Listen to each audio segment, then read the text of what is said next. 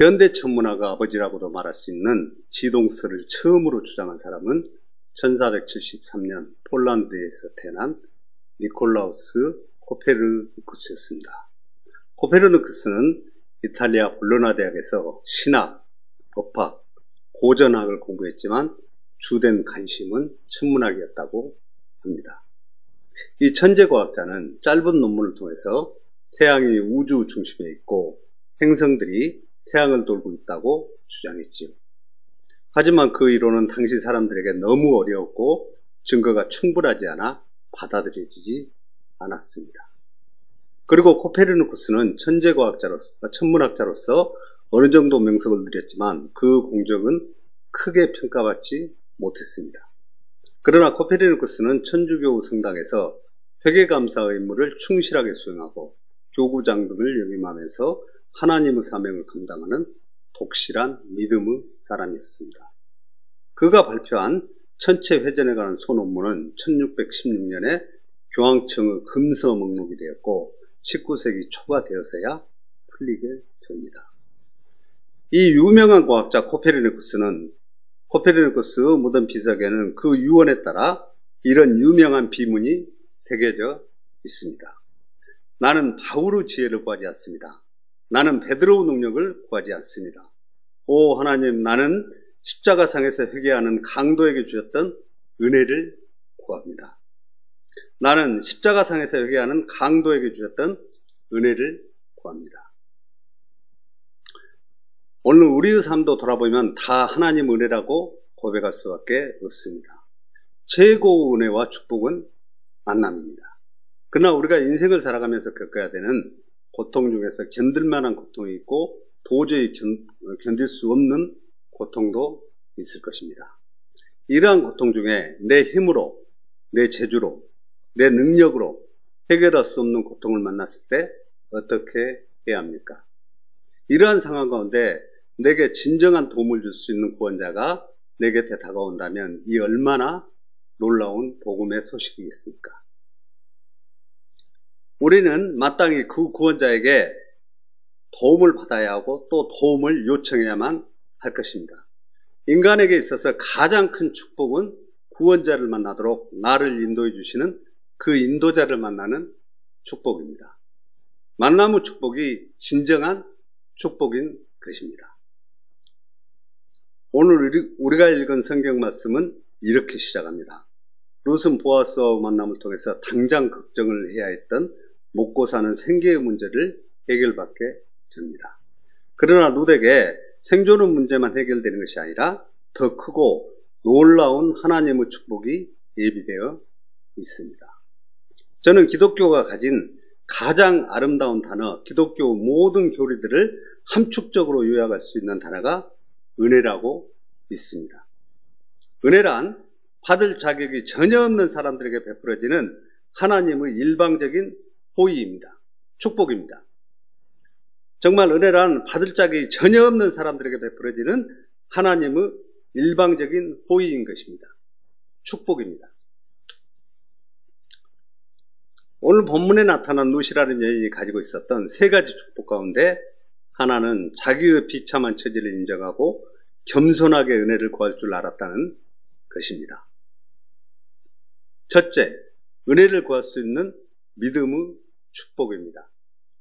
은혜를 구할 수 있는 믿음의 축복입니다. 은혜를 구하는 자는 자신을 낮추고 자신의 죄를 인정하고 회개할 때 진정한 기도가 시작됩니다.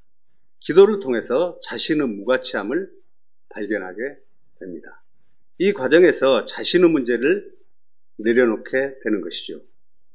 룻은 이제 다 내려놓을 수 있었습니다. 오늘 본문을 보면 룻기 2장 2절과 13절에 모압 여인 룻이 나오미에게 이르되 나로 밭에 가게 하소서. 내가 네게 은혜를 입으면 그를 따라서 이삭을 줍겠나이다. 룻이 이르되 내 주여 내가 당신께 은혜 입기를 원하나이다. 룻이 이르되 내 주여 내가 당신께 은혜 입기를 원하나이다. 이런 마음이 룻에게 있었던 것입니다.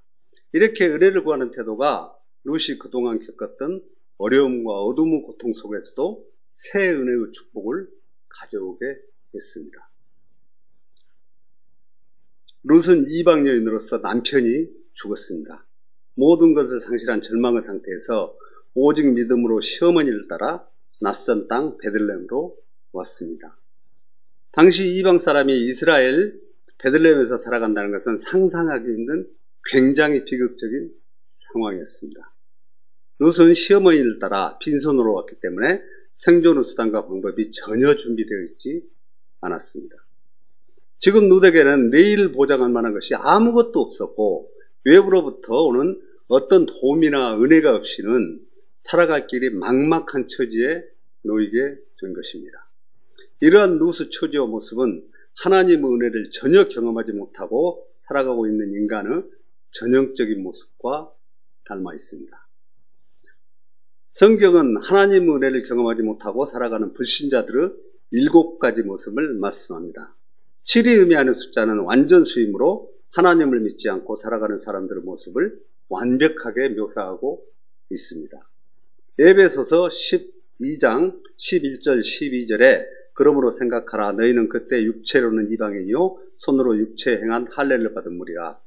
칭하는 자들로부터 할례를 받지 않는 무리라. 칭함을 받는 자들이라. 그때 너희는 그리스도 밖에 있었고 이스라엘 나라 밖의 사람이라.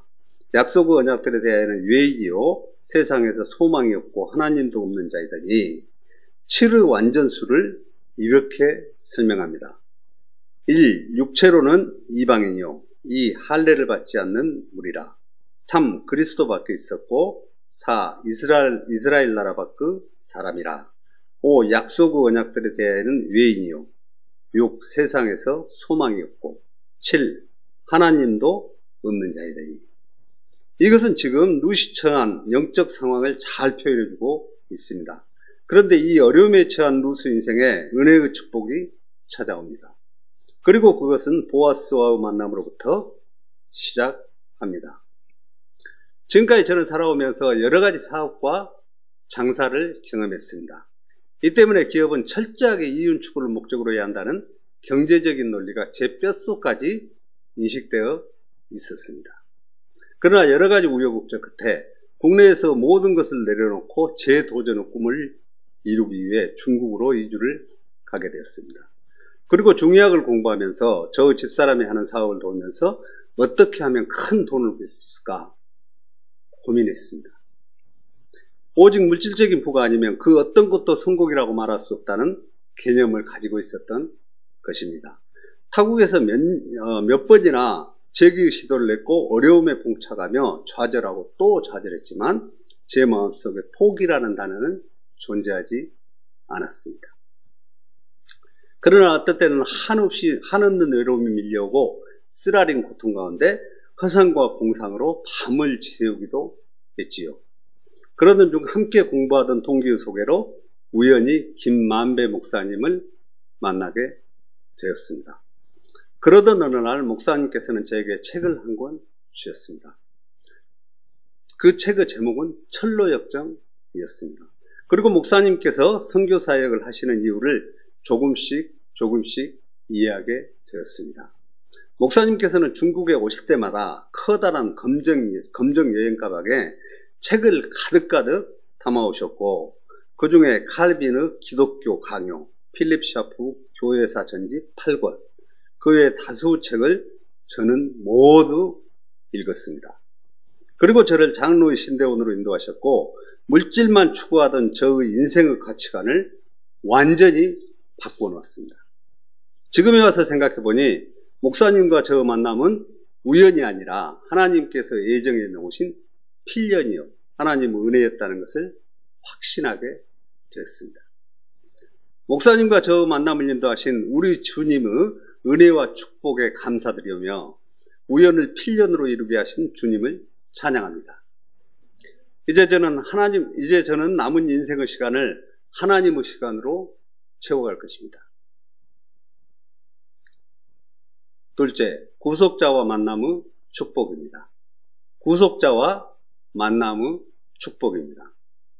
최고의 축복은 만나는 것입니다. 좋은 사람과 만나는 축복, 좋은 스승을 만나는 축복, 좋은 배우자를 만나는 축복, 좋은 자녀를 만나는 축복입니다. 그러나 더 중요한 축복은 구속자를 만나는 것입니다. 정말 중요한 축복은 구속자를 만나는 것입니다. 반드시 꼭 절대적으로 만나야 할 만남, 그것은 최고의 축복입니다. 룻과 보아스 만남은 마치 우연인 것처럼 시작하고 있지만 그것은 하나님의 필연적인 계획이었던 것입니다. 그로 인해 룻이 살아가야 할 미래의 장면들을 한순간에 뒤집어 놓은 사건이 발생하게 됩니다. 그리고 이 사건을 연상하게 하는 보아스에 관해서 룻이 사용하고 있는 표현 중에서 아주 독특하고 탁월한 표현이 하나 있습니다. 룻기 2장 20절에 나오미가 자기 며느리에게 이르되 그가 여호와로부터 복받기를 원하노라.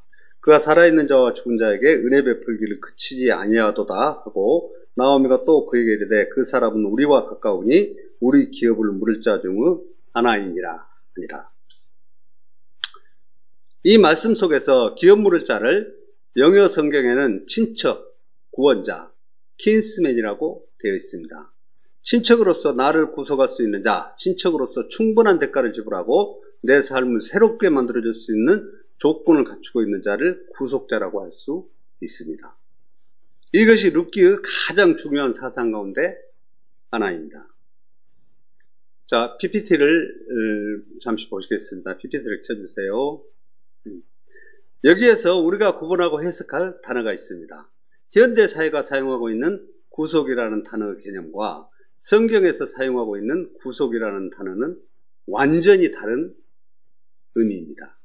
현대 사회가 사용하고 있는 구속이라는 개념은 화면에 보이시는 1번 구속입니다. 결박하다, 포박하다, 자유를 제한한다는 의미로 해석합니다.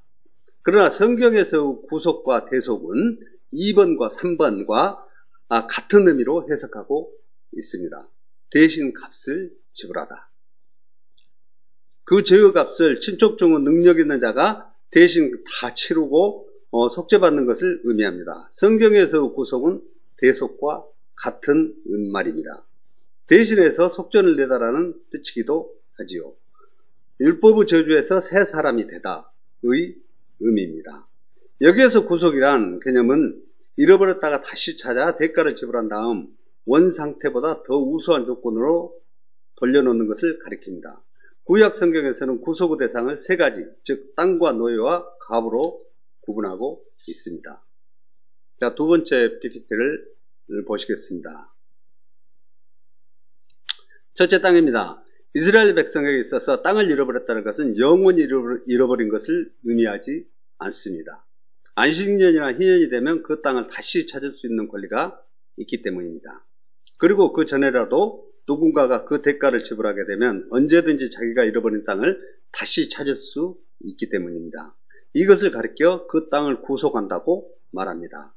여기에서 안식년은 7년을 말하는 것이고 희년이라고 하는 것은 7년을 7번 지나 49년째 되는 다음에 50년이 되는 해를 말합니다. 희년의 의미는 자유를 말합니다. 그 땅이 본래의 주인에게 되돌아갑니다. 노예나 모든 고난에서 풀려남을 의미하는 것입니다. 둘째, 노예입니다. 자기의 잘못으로 어쩌다가 노예가 되거나 다른 사람의 종이 되었을지라도 누군가가 대가를 지불하면 그 종이 되었던 자리에서 언제든지 풀려날 수 있습니다. 그래서 얽매인 노예의 자리에서 벗어날 수 있고, 그렇기 때문에 노예들 또한 구속의 꿈과 희망을 가질 수 있습니다. PPT를 셋째, 과부입니다. 과부는 친척 중에서 능력 있는 사람이 구속할 수 있습니다. 남편은 다시 살아올 수 없지만 친척 중 한 사람이 남편이 되어 함께 살아가는 제도입니다. 그 당시 과부들은 종종 노예가 되기도 했습니다. 룻이 밭에서 일을 한다는 것은 비록 그 집에 속한 노예는 아니지만 노예와 같은 비슷한 처지가 되었다는 것을 의미합니다. 그렇지만 룻은 친척 중에 누군가 같이 살아주면 새로운 삶을 바라볼 수 있다는 희망이 남아 있었습니다. 이와 같이 구약 성경에서 구속의 대상은 땅과 노예와 과부였습니다.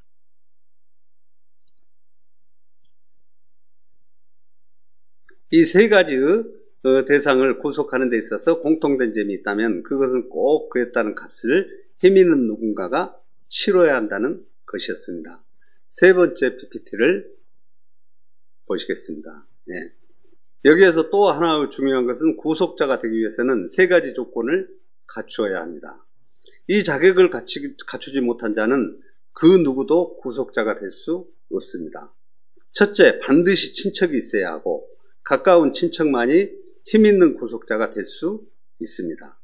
아무나 돈을 낸다고 해서 그 땅을 되찾는 것은 아닙니다. 둘째, 값을 지불할 만한 능력이 있는 유력자가 되어야 합니다. 셋째, 값을 지불할 만한 능력이 있다고 하더라도 그 구속자가 구속하고자 하는 마음이 있어야 합니다. 그 구속은 이루어질 수 있습니다. 이제 PPT를 완전히 내려주세요. 그런데 여기에 루스 인생을 구속할 만한 조건을 갖춘 구속자가 등장합니다. 룻기 2장 1절에 나오미 남편 엘리멜렉의 친족으로 유력한 자가 있으니 그 이름은 보아스더라. 이것이 나오미에게 기쁜 소식이라는 것이 분명해 보입니다. 그러나 이 기쁜 소식이 현실적으로 이루어져야 합니다.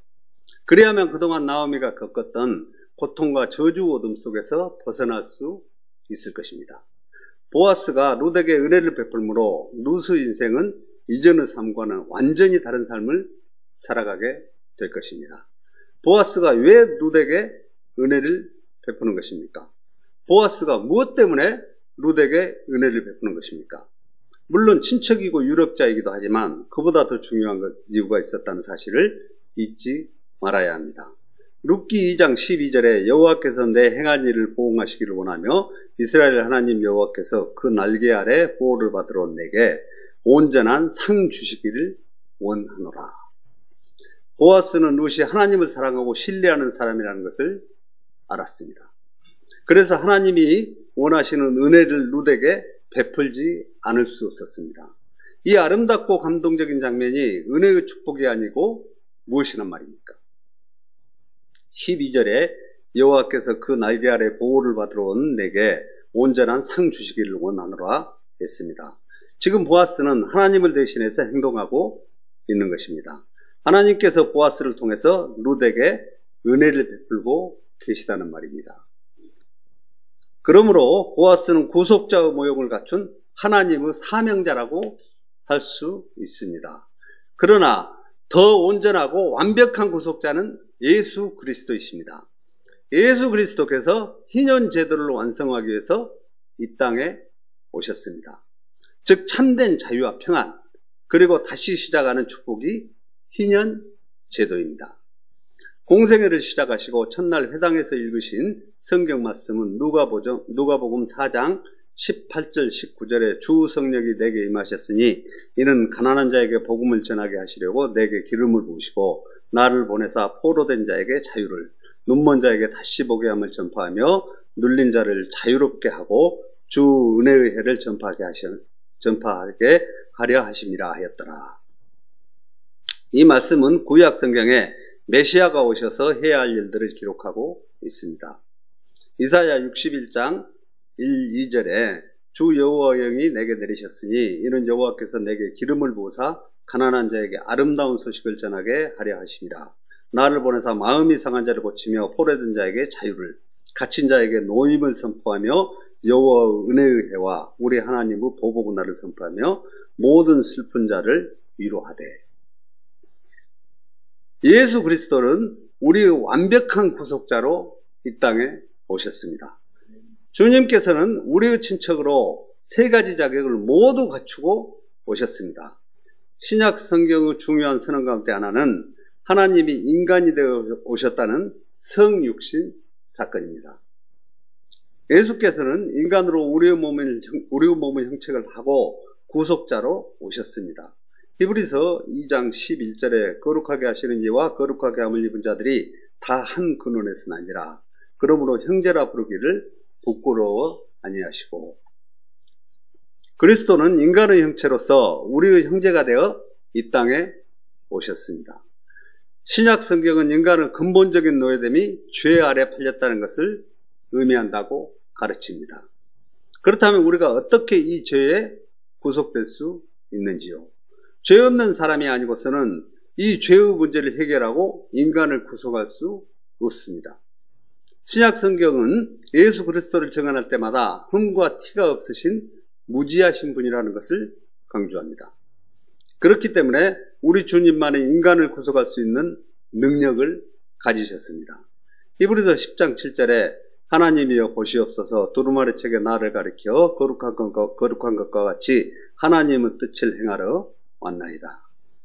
예수께서는 얼마든지 십자가를 피하실 수 있으셨지만 우리를 구속하기에 스스로 그 십자가를 지고 골고다의 언덕길을 오르셨습니다.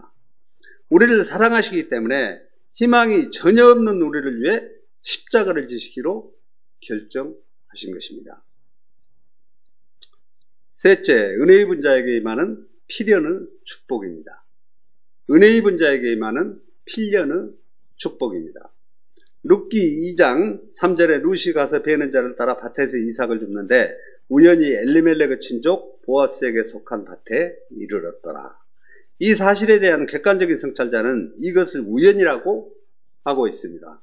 그러나 이것은 우연이 아니라 필연이라고 믿어야 합니다. 인간의 운은 하나님께 필연입니다. 인생사 모든 만남과 사건 사고는 필연임을 훗날에 깨닫게 될 것입니다. 예수 그리스도를 만나고 내 삶을 차근차근 돌아보면 선명하게 드러나는 하나님의 필연적 역사를 확인하게 될 것입니다. 룻의 인생을 바꾸기 위한 운명을 전환시키기 위해서 하나님의 섭리가 룻의 발걸음을 보아스 밭에 이르게 하신 것입니다. 이것이 내 삶을 경영하시고 주장하시는 그분이 내 운명을 고치기 위해 예정하신 섭리의 발걸음인 것입니다. 룻과 보아스 우연하게 보이는 이 필연적인 만남은 하나님의 섭리인 것입니다. 하나님의 사전에 우연이란 없습니다. 그것은 장차 룻이 보아스의 신부가 된다는 사실이었습니다. 이것은 정말 놀라운 축복입니다.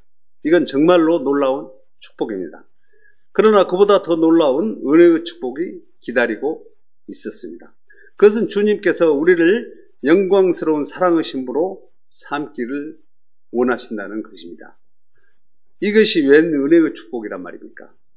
하나님의 크고 무한하신 사랑 앞에 우리의 죄를 솔직하게 고백하고 회개하고 돌아온다면 이 놀라운 은혜의 축복을 누리게 될 것으로 믿습니다. 찬송가 3장 5절에 나 같은 죄인 살리신 주은의 놀라와 뉴턴의 간증입니다. 뉴턴은 아프리카 흑인 노예를 잡아다가 파는 장사꾼이었습니다. 작은 배 밑창에 흑인을 싣고 항해할 때마다 수많은 흑인들이 죽어갔습니다. 그러다가 예수 그리스도를 만남으로 하나님의 사람이 되고 목회자가 됩니다. 그는 목회자 가운을 한 번도 입지 않고 노예 복장을 하고 설교를 했다고 합니다. 1979년 존 뉴턴이 작사한 찬송이 그 유명한 어메이징 그레이스입니다. 찬송가 305장 3절에 이제껏 내가 산 것도 주님의 은혜라 또 나를 장차 본향에 인도해 주시리. 아멘. 이제 설교를 갈무리하고자 합니다. 지금까지 저는 내가 은혜 입기를 원하나이다 라는 제목으로 세 가지 축복에 관한 설교를 했습니다. 첫째, 은혜를 구할 수 있는 믿음의 축복입니다. 둘째, 구속자와 만남의 축복입니다. 셋째, 은혜 입은 자에게 임하는 필연의 축복입니다.